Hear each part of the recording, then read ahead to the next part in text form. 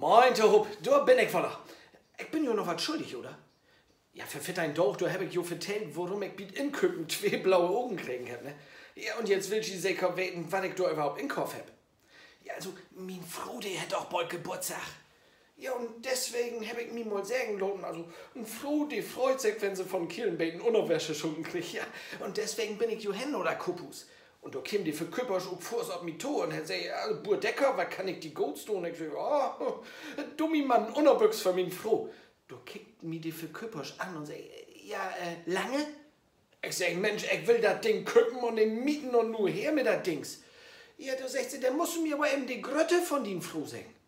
Ja, die Grötte von mir Froh, also du halt mir überhaupt keinen Gedanken überhaupt. Ja, und dann mit dem Maul, da schob mir das in.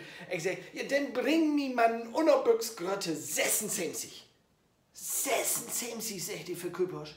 Mensch, wie kommst du denn ab, Grötte 76? Ich sag, ja, also, af und to, du stellt mir Frohsig mit ihren Mors bei mir für den Fernseher, wenn ich Sportschau kicken do. Ja. Und wie habt ein 80er Bildschirm. Und wenn sie da first seid, dann sind bloß links und rechts nur 2 Zentimeter frei. Ja, dann bring mir mein Grötte 76.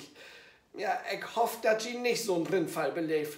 Bebeut mal, Jung Burdecker.